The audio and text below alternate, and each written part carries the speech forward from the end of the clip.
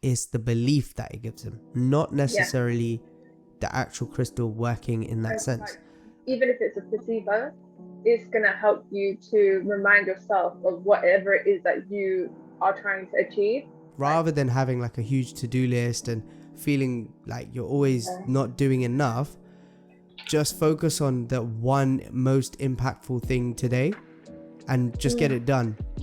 Like, that's why we always say to all of our customers, it's not magic. Like, you're going to work with the crystal to acknowledge and, you know, realize what it is that you need to work on to become a better person. Welcome to the Stronger, Fitter, Happier podcast. I'm your host Vin, and today I am joined by Tasha. Tasha's Lashes is what most people know you as. For anyone who doesn't know who Tasha is, she is a lash technician, a business owner, a strong, independent woman, and a good friend as well. So welcome to the podcast. Hi. Just in case I didn't do you justice, would you mind just explaining who you are, what you're about to people listening? Well, okay, I'm Tasha from Tasha's Lashes. I'm a businesswoman, I guess, but I see myself as more just doing what I love. I don't see it as work per se. I actually enjoy coming into my studio, seeing my clients, working, I guess, doing lashes daily. I enjoy like my day-to-day life. I don't really see it as work, but yeah, obviously I'm getting paid, so it is work. That's probably why you're successful in what you do, because you don't see it as work, and you're something that you find enjoyment in. When you're passionate about something, you're more likely to work harder on it and actually make it a success. 100%. Exactly, it's enjoyable. Yeah, exactly. Well, let's just rewind a little bit to give a bit of a backstory on how we met, how we know each other. So, how long ago was it? It must have been like 10 years ago. So me, my mum, my sister joined up. Yeah, well, it can't have been 10 years because I'm coming up to 10 years of doing this in my... I think we were your first group. One of. I think it's probably not not long as 10 years, but around at least 7 or 8.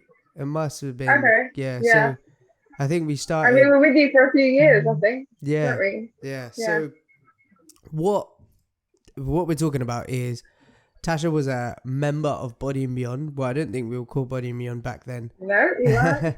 We used to call it the FLC. It was like a boot camp that I ran. And just a supportive boot camp where people could come and train, get support with nutrition, and just see really good results. And it kind of turned into what it is now. Tasha, her mum, and her sister all came through to training.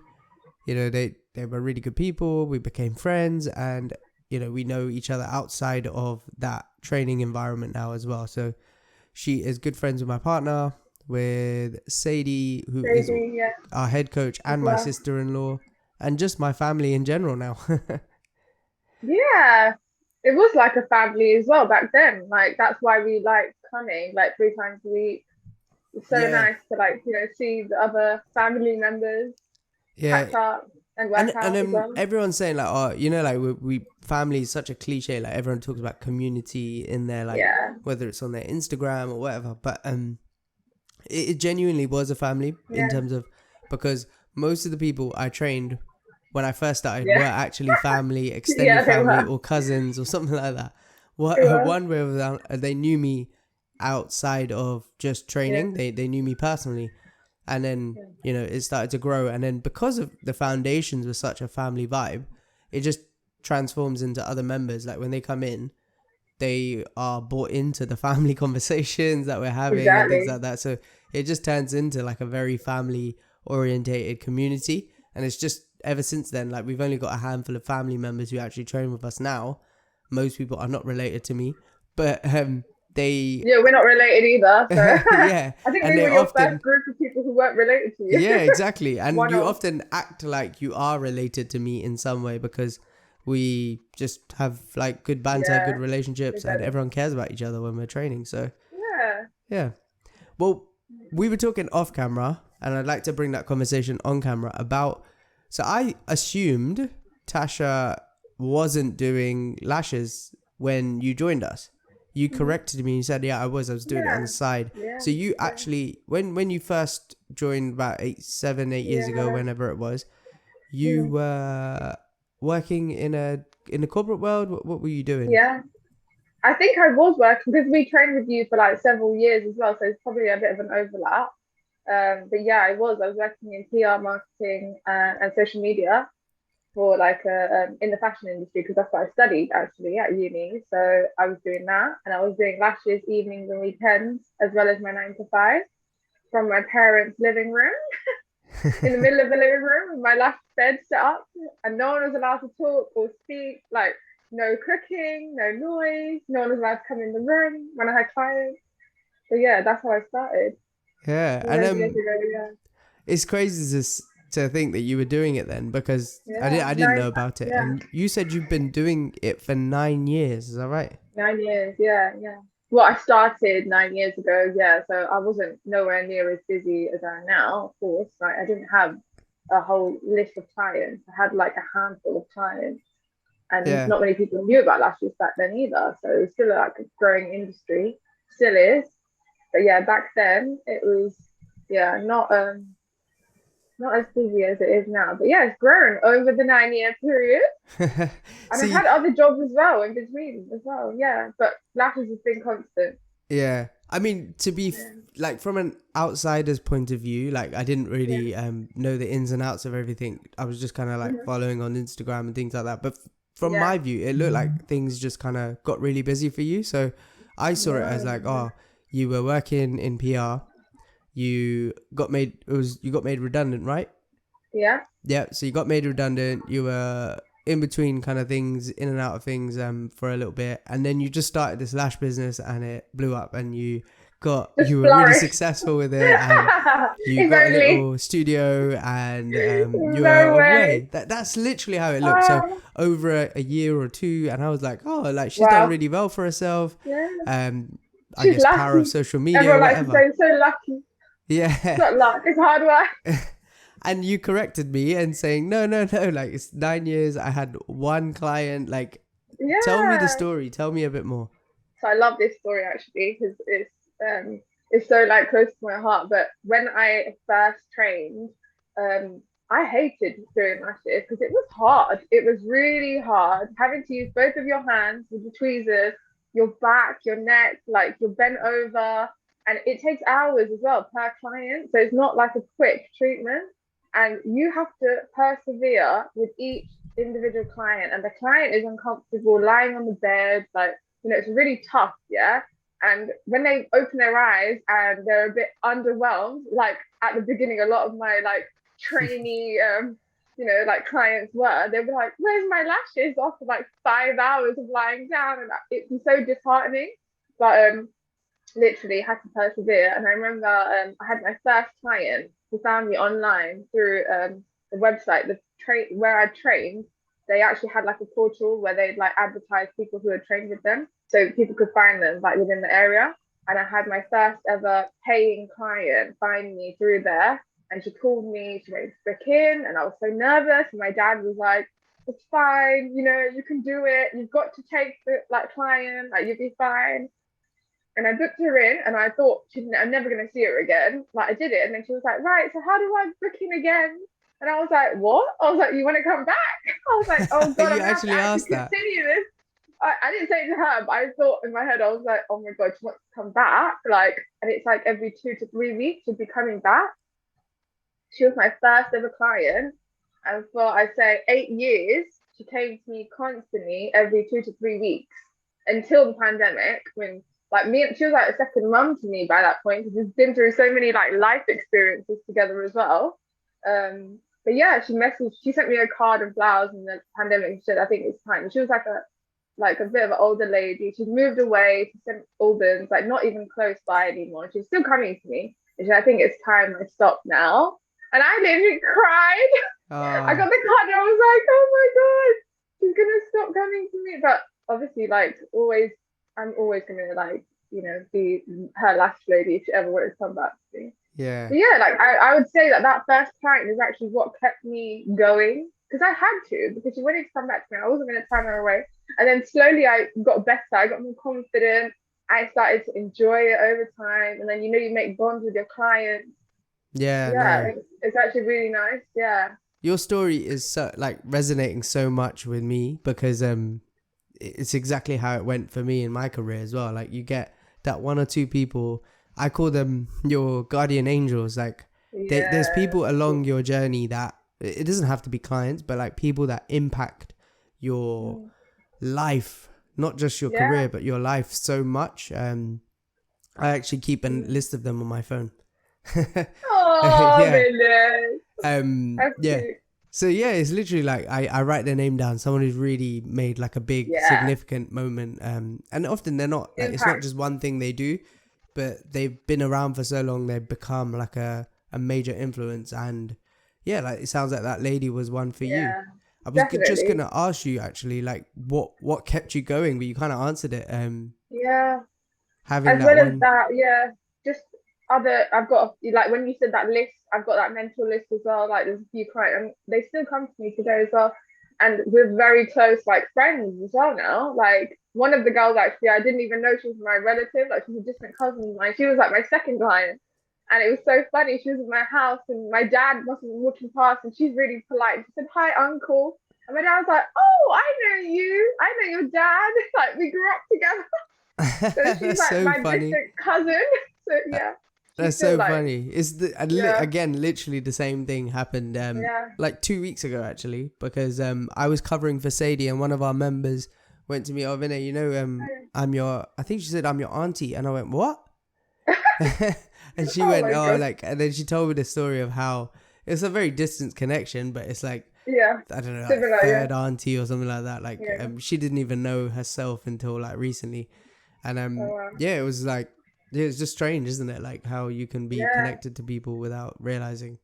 You just don't know, yeah. But it's nice to reconnect as well. So Definitely. yeah, I mean, what other aside from the big C that you faced like what over the big last C? Oh, not that big correct. C. Sorry, the I just don't want to say it because Pandemic. yeah, the pandemic. It's just YouTube. As soon as you mention the word, Fine. they like flag up your content and stuff with Oh, the fine. so Okay. yeah, Yeah. that's why I don't mention it. But anyway, the big C, everyone knows Uh-huh. what we're talking about. That hit Yeah. you. It shut down your Yeah. business for how long were Oh you yeah. closed for? It felt like a year, but I don't think it was a year. Yeah, it was March till April, but obviously we were back in and out like for a couple of Yeah, there months. was I a guess it was few. about a year. Yeah, Yeah, there was a yeah. few on Because and off even though bits. exactly those on and off bits weren't necessarily as busy as I would have liked, Hmm. probably because people were still really cautious. People weren't traveling from far. They weren't coming on the train. They didn't want to be in such close proximity. But yeah, it's all like busy again now. But yeah, that was a huge obstacle. But to be honest, I quite enjoyed the break from not working for the first few months. It was nice. Not even months. I don't know. On and off, it was nice, but I really missed it. Like when I came back, it was so nice seeing my space again, seeing people again, talking to people. Like I can talk for days, so that I really missed that interaction with other people. Yeah, so Yeah. yeah, it was a big obstacle, but I mean, what started a other? new business in lockdown. Yeah, I saw that. I saw you started a new Yeah, business. We're gonna come to that. yeah, One thing that I want to ask though is how did you survive? Like, maybe financially might not be something that you were worried about. Like, you were able to like just take the hit or whatever. But like, how mhm. did you manage? Like, a lot of people's identities are tied with their work. So, Yeah, you say I'm a businesswoman, and then your business mhm. is shut down for so long, like you almost lose a Mm. bit of you. The same thing with like things like Instagram, and a lot of people when you have a bit of a following on Instagram, like I say a bit, it's quite a large following, but like It's you, alright. but yeah, like you know, all of that can tie into almost your identity. So how did that impact Yeah. you? Like when you did close, when you got that news. To be honest, with my Instagram, when I first started Instagram, I never actually started it with the intention to accumulate more clients. It was more to show people what I was doing and like what are lash extensions, what the before and afters and things like that. Yeah. Can you hear me? Yeah, Yeah, yeah, so no, it's I can more to hear do with that. And even now on my Insta, I very rarely post on my grid, like with lashes, or like I'm not a regular poster. Like, and I post a lot of my story about my personal life. So I just maintain that. I'm always sharing like inspirational quotes and just what I get up to day to day. So I literally continued that in lockdown. And actually, it was really good. Like, I had a good interaction with people. Like, people love seeing the other side, not just the business side. So I literally always just maintain that. But I did a couple of online courses, just to like, refresh on some of my lash. Like, there's always new information out there, like within any industry. So I literally did some online courses. I did some Instagram courses. Yeah, just that's it really. Like, I guess you Instagram just, kept, yeah, use it yeah, as like a moment to reskill. I guess like you pivoted exactly. slightly with like, starting a new business. But Yeah. was there anything else that kind of kept you going? Was there any moments that you felt like, oh, I'm not gonna do this anymore. I'm just gonna pack it in, anything like Oh no, never. Like, that? do you know what? People find it really odd, but even when I travel a lot, like prior to the pandemic, I'd go away like 3 to 4 times a year. Like, I love going away, and I always get anxiety when I'm away. Like, the last few days, I'd be itching to get back because I'd be like, oh my God, I would have lost all my clients. It's an irrational fear that you Yeah, have, and I always have that. So even in the pandemic, that was a massive fear. But at the same time, you've got to reassure yourself because it's not just you in this pandemic. Everyone is in the pandemic. Every industry is also struggling. And the clients are always going to be there. People always want to get back to, what they're used to. yeah. It's a Yeah. really good And point to make. Like there was a very big unity thing. Like a lot of yeah, people were. It wasn't just like, oh, you were the only business that was closed exactly. down. Million and so, Yeah. with thankfully you've opened back up. A lot of people haven't. Yeah. A lot of people Exactly. That's closed the thing. doors and packed it up and had to get a job. Like, I Yeah. mean, So many how did you struggles. survive? Like, So I'm a with limited company, yeah. So thankfully, yeah, I had some support there with the furlough scheme. But at the same time, I live at home with my parents. Like, you know, I had the support of like my family as well. You just make do, don't you? You have to, mm. because what else can you do?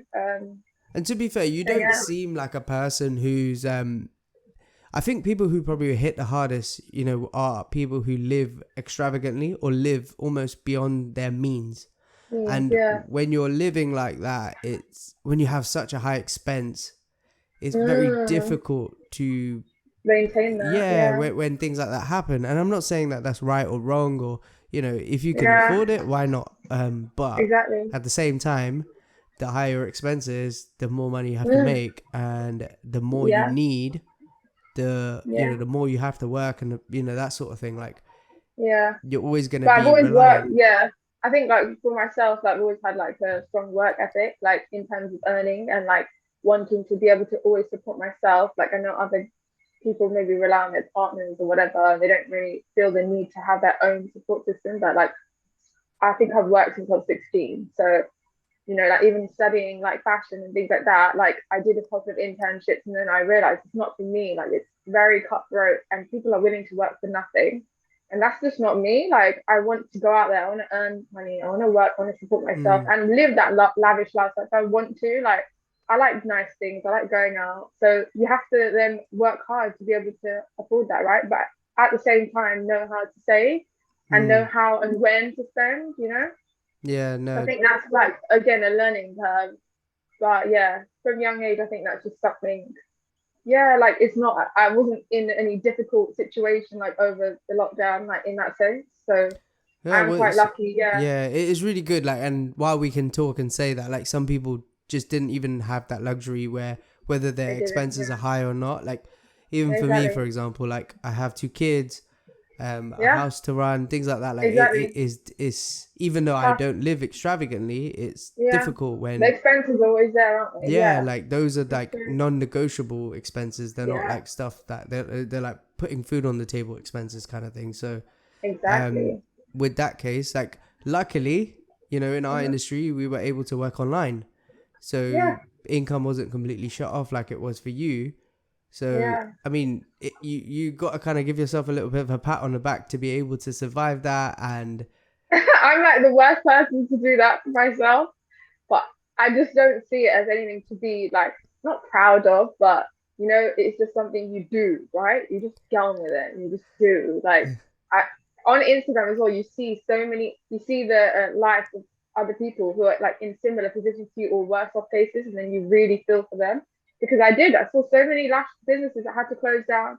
I see so many girls who had to go back to then finding different jobs, closing down their salons, like, and people with children as well, and they have like, you know, they're not earning anything, so it's really tough. So I yeah, know, like you're just surviving. I know someone in the beauty industry who owns, I think, 2 or 3 shops, and had, because they closed, and you know, there's no way of like doing that online. They had to quite literally go and get a job at Tesco's. Wow. And because they have like, I think like 6 kids or something. Like, literally have to. Wow. They had to. There was no other way about it. And they did it, and they're back open. They're thriving, and they did. You know, exactly. They just. There's some people you just can't keep down. Like, there's nothing that's gonna stop them from thriving in life, and their definition of thriving may be different to someone who wants to fly on like jet planes and things like that. But like, exactly, they just living an enjoyable life, I guess. Exactly, whatever that means to you, And it's like you said, you have to practice that life with a bit of gratitude as well, and appreciation. Definitely. Even when the times are difficult. When you can do that, you can navigate difficult situations quite comfortably. Definitely. Yeah, and you find different things to focus on as well. Like in the lockdown, like I definitely found loads of different things to focus on. And I find it strange when people say that they were bored.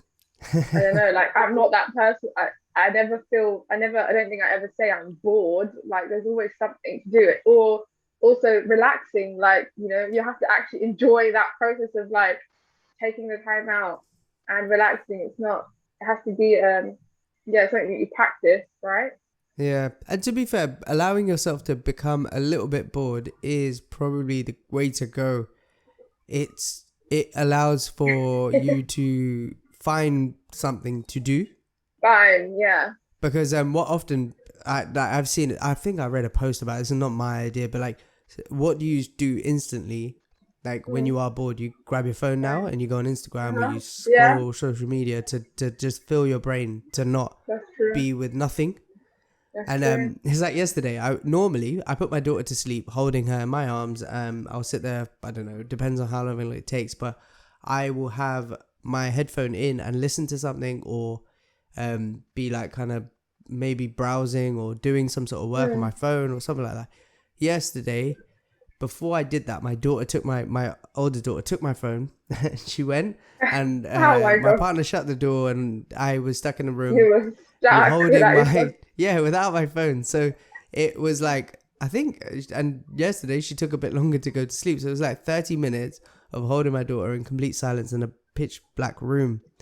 And it just allowed me to, I came up with a really good idea for something that that I was struggling with, but just something that just came to me. But if I hadn't taken that moment to be almost bored, not that I was bored holding my daughter, but like it was a moment of doing nothing. Bit of clarity. And I think if you live in a fast-paced life and you're always doing something, you don't allow moments like that. Like moments that allow you moments of silence. Let's not call it boredom. Moments of silence. Yeah. When your mind is silent. And a moment of silence, I don't know if it was the moment of silence, but caused you to create a business in the pandemic. Tell me about that. Oh my God, yeah. So me, my sister Yasmin, and my cousin Drury, literally, we so basically in the even prior to that coming up with the business, we were FaceTiming. Like we had a strong group of like friends and stuff that I started working out online, and like we just kept in contact with each other and just, you know, had a little chat in the morning and like, oh, what you up to today? What you eating today? Like, what you gonna cook? Banana bread and all of that. And literally me, Yasmin and Drury were on a FaceTime call, and we were just like, oh, we really want to try, like, start this. We all love crystals. We're all into like this whole like spirituality journey. Like, we want to do something. Like, we've seen all these like inspo on Insta, and we're like, we want to do that. And literally, we just had a couple of Zoom calls, We sketched out some ideas. It was actually really fun. It was like we were back at school. So we were like, each person had a piece of paper. Let's write down what it is that you want, what you see like us doing, like how do you envision our logo, even like the colors, and then names. Like we each wrote out lists of like what we want to call this like venture. I guess we didn't think it was going to turn into a business. And yeah, we just wrote things out and we just like brainstormed, I guess. And yeah, we came up with the crystal cube and our logo. We literally, I've still got the drawing of it. Like we drew it out, and then we approached one of my friends who's like she's a designer, so she like drew it up for us and made it actual logo. And yeah, I built the website. We started, so now we've got the crystal cube. So we're selling like healing crystals, and yeah, it's just grown. It's been a year actually. On 19th of August, it was a year. So here we are. That's brilliant. Like, I mean, yeah, it's incredible that you just went for it. A lot of people will ponder an idea for a very long time, not take any action. What made you just go for it? Do you know what? It was like just a natural flow of like events. So it was like the first initial call was just a chat, right? And then writing down your ideas and discussing like back and forth, like what do we think? Like our initial idea was very different to what we're doing now. I mean, it's not so far off, but we had different ideas, and you kind of just like narrowed it down, bottled it to what is doable and what will actually work, and what we enjoy, like where we see things going and stuff. And then it's just like small steps. It didn't just happen overnight. It's the same with my last business. Like nothing happens overnight. It's an idea. It just starts with an idea and then doing, right? Like if you sit on that idea, it's not going to grow. Like if you actively do something with it, and like then it's like, oh, should we make a website or should we sell on Etsy? And I was like, I know how to make a website because I made one for my last business. Let me do that. I'll take charge of that. And like every aspect of the business, we do it in-house, the three of us. I love that. A lot of people think it's like this big moment or something major has to happen. I love that whole small step thing, and I used to struggle with that myself in terms of like, especially since my children have been born. Before that, I could just work on my work the whole day, apart from the time I was spending with other people. And most of that was time alone. And then when my children came around, it was very difficult to do work like that. Like you have to find the time. Yeah, like little kids take up so much time, especially when you're actually being involved and hands-on and you want to support your partner and not give everything to them. And that just made it very difficult. But then I think it's only recently I've come to terms of it, literally in the last couple of months. And it was a YouTube video. I think it's Ali Abdal. He's like a YouTuber on productivity and things like that. And he said something about like, rather than having like a huge to-do list and feeling like you're always not doing enough, just focus on the one most impactful thing today and just get it done. And like, it might be something so small. So like yesterday, I did something very small. It might not be that impactful in terms of like, it might not seem like a big thing. It took me about 30 minutes to do. I had to make a couple calls, emails, to have this little thing changed on one of our apps that we have for a booking system. But that was something that is going to have a big impact, because now I can do the next step to that process. Exactly. I can then move on from that point. And that started a couple of weeks ago when I messaged my accountant to change like a name on our company. Then that steps led to another thing. It's literal micro wins every single day will add up to like a big change over a long period of time. And even in a month, like, or 2 weeks of doing one small action that has a major impact towards a big goal will lead to something great being born. And that's what's happened in the lockdown for you. Like, you took a few steps every day and now you got a business at the end of it. Can't believe it. It's crazy. It is actually crazy. But Now, me and you have not had a bit of a clash, but we had a little bit of a discussion.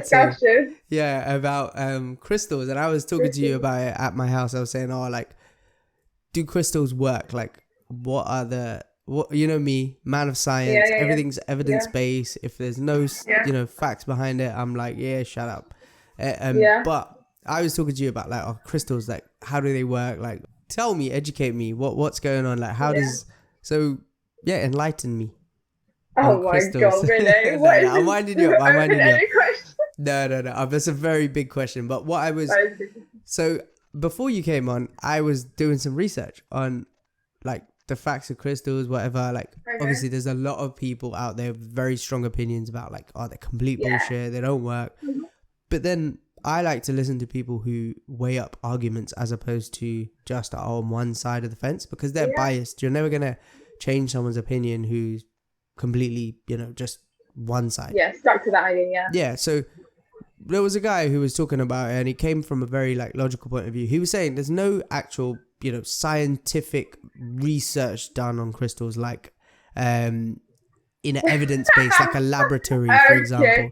No, like there is actually. There is so much. Yeah, so there might be that he hasn't come across for anyway. Okay. So this is one person's opinion. But what he did say was they still work.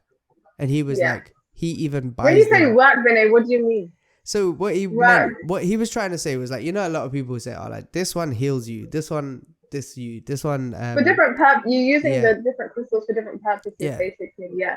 This is anyone who's, like, really into this stuff. I'm sorry. I know, like, I'm being very naive and I don't know much about it. So please forgive my ignorance. Yeah. This is someone who literally has no clue about any of this stuff. Yeah. So when I'm talking about it, what I mean is, like most people who don't know much about crystals will talk about it like, oh, like, how is a crystal supposed to, I don't know, you help you fall somewhere, right? Yeah. Like, they're like, how does that help you fall in love? Like, that's how I would be, kind of thing. Yeah. Okay. On the spectrum. So he was basically talking about it like he's someone who will still buy them, he'll still use them.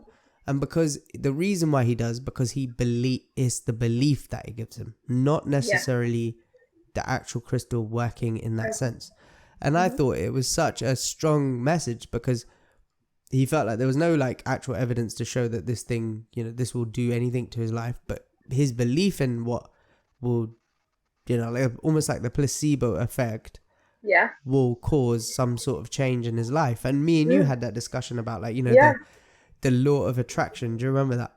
Yeah, I remember. And you were talking about, I was saying... I don't actually disagree, I feel like I to a certain extent, I agree with that as well. Like, even if it's a placebo, it's going to help you to remind yourself of whatever it is that you are trying to achieve. Like, whatever it is in your mind, like, not necessarily like fall in love or something like that, but whatever. Like, you say you want to work on a certain trait or anxiety, like, you've acknowledged that you have anxiety and you want to try and manage that. That's something that you have acknowledged and then you're trying to work on, right? So even if it is a placebo, it's something that you're going to hold in your hand or carry with you, and it's going to constantly remind you, I'm holding some crystals. Like, I'm holding my crystals because I was actually really nervous for this chat and stuff. I don't know why, but I was nervous. And I'm like, you hold it and it is a reminder. And whether or not that crystal has, like, if you want to believe if it has energy, that it is emitting some sort of energy, and like it is going to help you feel like I'm a bit calmer. So no, it's true. It's absolutely true, because it's the same way, like, some people get tattoos of, like, slogans on their arms, like, do the work, true, as like a reminder to do something, or like their children's faces on their arm, like people, why? Because they want to be going back to that. And it's to say, I wear this bracelet on my arm and it's got my children's initials and my partner's initials on the inside of the bracelet, and it's a constant reminder of, like, like, I was sitting in the car because I had to send an email before the gym, and then I ended up on Instagram somehow, and looking at the bracelets reminded me of, like, you're wasting time. Like, you're supposed to be you're supposed to be going to the gym. Like, you could be at home right now, do the gym, work hard, and be, work for your family as opposed to doing nothing. And it is, I guess, not in that way, but, like, it's that power of, I guess, a reminder, like you said, but also, like, a belief system of, like, I think a lot of people who will, let's say, like, you buy a crystal and you think that it's going to really have an impact on this area of your life, and you genuinely believe it with your whole heart and soul, what do you think is going to happen? That exact thing that you believe, because because you believe it so you're much, allowing it to happen. You're taking steps even to make it happen. Like, if someone believes they can't help their anxiety, or, like, let's say you believe genuinely that these crystals are going to help you feel calmer, you're going to try and do things to help you feel calmer as well. Like you might breathe a little bit as soon as you hold that crystal. Whether it's because of the crystal or because you're holding a crystal that you believe in, it doesn't really matter at the end of the day. The same thing's happening, isn't it? So like I like that whole thing of like, you know, you providing belief to people as well through crystals, because if no one's gonna buy it off you if they don't believe in it. At the end of the day, it's like, and that's also part of the, like why we started the Crystal Cube as well. It's not just the selling, it's sharing our experiences as well, and like with the actual crystals, and sharing knowledge as well. Like even our chat, like if I went through certain experiences that I've had, like with certain crystals and stuff, different crystals will have a different experience with, right? So as much as the placebo effect may be, different crystals will help you in different ways, or have with me anyway, and that's definitely something I pick up on and I've noticed. So when you start, like, it's a whole journey, like that whole spiritual, like if you start a spiritual journey, there's so many like avenues that, like, you know, meditation and just becoming a bit more aware of yourself and your feelings and your energy as well. It's a lot of energy work. So we are energetic beings, you know, like we are a ball of energy. So if you have some sort of blockage, like you can have a physical blockage in your body, you can have an energetic blockage as well. It's actually a, you know, research thing, you know. But yeah, like with a quartz crystal, for instance, like a quartz is like one of the hardest materials that are naturally found in the earth, and quartz is actually used in like nearly every single electromagnetic item. So your phone, your TV, your watch, like, because it actually maintains the energy. So there is science behind the fact that it does hold the frequency of that energy like constantly. So yeah, there's science behind it, and then whether you want to apply that and use it for your own personal energy, that's something else, you know. yeah. So To be fair, like I have actually wore crystals in my life before. My mum gave me some when I was a little bit younger, and I wore them, like, I say religiously almost, like, because it's something I believed in. Like my mum told me this is what's gonna do for you, and I was like, okay, fine, fair dues. Like I'll put it on, and someone tells you something, you just do it because it's someone that you trust as well, isn't it? yeah. And you just go with it. Yeah, there's negatives to that as well, because, you know, stuff like that can hold you in a box as opposed to like let you move forward. But like the way you're describing it, in terms of like it guides you to a path of growth. Like there's a video by Sadhguru. I don't know if you know who he is. But like he talks about the crystals and how, like, if you're doing it in a way to contain you, it's a problem. But if you're doing it like, you know, like human beings are made for growth, like. I can't remember. He you know, he'll do so much more justice than me trying to explain it. So just go and watch the video. I'll link it below. But it is, what he's trying to explain is just basically like of you growing and moving and constantly thriving and going forward in life. Like don't be contained. Don't even be contained by your own body, kind of thing. And the way you're describing it is like you're encouraging someone to find a different path. It's almost like a gateway to something new in their life. Like you say, you know, someone comes to you for anxiety, to, you know, just do something about it, whether it's a way it's an acknowledgement as well. Like it goes on to that. There's a lot of things that each person is like dealing with, or may not even acknowledge. Like if you have issues with communicating, like say with your partner or something, it may be something that's there's a block there, right? Like if you're not communicating well and you're at loggerheads or whatever, it could be something that you're not dealing with because you're not working on your communication. It could be a communication style, or it's something to do with your, like, the way, like in spirituality and with crystals and stuff, like if you believe in chakras, like your throat chakra, it's about listening and communicating and speaking. So if it's something that you want to work on, then that's something that you can be, you know, drawn towards certain crystals that can then help you open up your chakras and allow you to speak, like not physically speak, but it's the way that you communicate, right? It's the way that or holding in your emotions. It's about expressing what it is that you really want to say as well. So it can be quite deep, and it's like, it's not just like, oh, here you go, here's a rose quartz, you're gonna fall in love. It's not like that. It's not a magic pill at all. Like that's why we always say to all of our customers, it's not magic. Like you're going to work with the crystal to acknowledge and, you know, realize what it is that you need to work on to become a better person. Yeah, I guess it's like anything, isn't it? It's like someone signing up to Body+beyond and thinking that that's gonna make them lose weight. It's not. Exactly. We're Yeah. The work facilitators. you put in. Yeah, we're just Exactly. providing some sort of guidance at the end of the day, some sort of accountability, some sort of thing that will help you making change easier. Guidance. So yeah, like you're still taking steps. We're just providing some hand holding to help you take those steps in the correct direction and support. Like it's just support in that way, isn't it? So I guess it's the same way in that sense. I mean, just to wrap up, we've been going for quite a bit of time. I don't want to keep up too much of your time. Just a few questions we had on Instagram that I'd love for you to answer. Okay. So one of them being is, what are your pet hates when it comes to your work? Okay. Drop you right in it. You're like, this client. No way, I'm not doing that. If I'm talking specifically within lashes, I think sometimes like lateness, people sometimes don't realize, like I work very strict, like with timings, like I work back to back, which is not great. Like I don't take breaks in my day. Like I work 6 hours straight. Literally, I don't even take a pee break. I don't eat. Like I start at 10 and then I'm like, that's it. Sometimes people, they don't respect your time. That's one of my pet hates. They don't respect your time, or not show. I don't really get many people who don't show up and things like that, because I've set my business up in such a way that, you know, it's kind of eliminated those kind of people, I guess, who don't respect my time. I think that's probably one of them.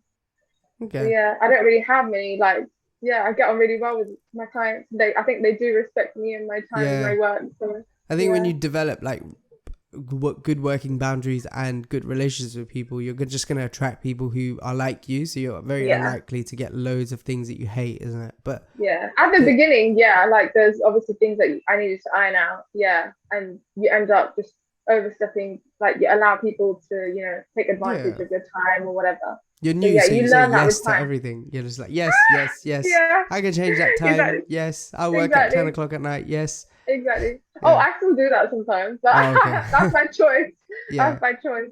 But you just gotta like set those boundaries and then stick to them. Well, mentally and physically as well. Yeah, well, it's good advice, and it leads into the next question quite well. Is what advice do you have for someone who wants to start up a business in beauty, like a small business?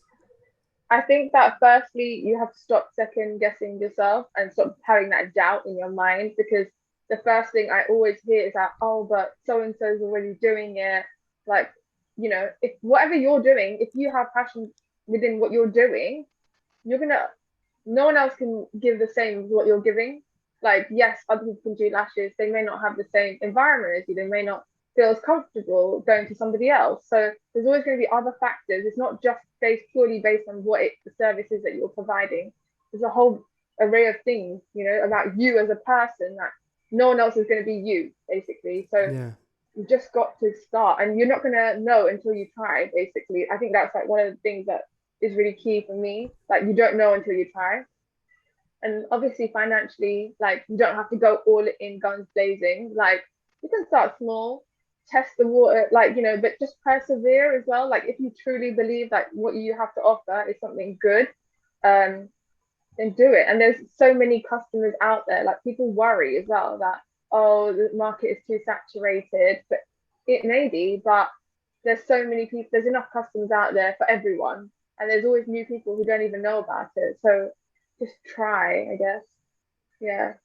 Okay, that's my advice. No, it's really good advice, actually. I didn't even have anything to add to that. Wow, for once, we don't have nothing to say. What gave you the courage to actually start a business then? So again, in my mind, I don't see it as a business. Like, I just see it as, it was just the next step. So I did the course. I didn't love it. I wasn't great at it. My dad was in my ear, like, come on, you can do it. My mom and dad both, like, they really helped. Like, they allowed me to do lashes for about 2 to 3 years in their living room. You know, like, we have cats as well. It's not the ideal situation, but it worked. you make it work. And then, yeah, as I got busier and as I started actually doing more hours, I realized I need a space like outside of my home so I can go to do my work and then come home. So then it just naturally fell into that. And then like the website and like Instagram, all those things just come with it. So I guess you could call it a business. Well, it's definitely a business. I guess. It's just a natural flow of things, isn't it? Like you have to have things in place. You have to get started to let that momentum build up. Otherwise, getting started is just the thing to do, isn't it? Yeah, I think the initial thing as well, just thinking of a name, like, I was just like, Tasha's Lashes, that sounds good. And then, the next step was, I want to be a limited company, so I'll go on Companies House and do that. Oh, I think I want a website, so I'll do that. just a flow of events, I think. Yeah. I mean, what does the future hold for you now then? Oh, that's a big question. I get asked a lot, and to be honest, I don't know. I love doing lashes. I don't know, like physically, how many years my body can take it, because it is really hard on the body, like my neck, my back. I think I'm starting to get RSI in my hand as well with the repetitive, like working with the tweezers and stuff like that. So I'm starting to be a bit more strict with myself in terms of time that I'm working and taking the breaks that I need and making sure I'm going to get my massages done and taking care of my body.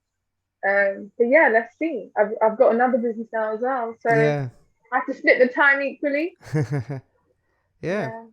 I mean, it's been absolutely great talking to you, and I think a lot of people will take some inspiration from, a lot of inspiration from our conversation, and take something away that will help them live a stronger, fitter and happier life. I think more so happier in this conversation than anything else. Also stronger as well, mentally stronger, because you're a strong person. Yeah, definitely. Yeah, I think mentally stronger. Yeah. So how can people find you if they want to reach you? This is where you can plug anything you want to. They can DM me. My Instagram is Tasha's_lashes. So you can follow me on Insta. You can DM me. My phone number is also there. If anyone wants to WhatsApp me, that's fine. Don't give your phone number out on the internet. Oh my God, I know. As soon as I said it, I was like, why is that there?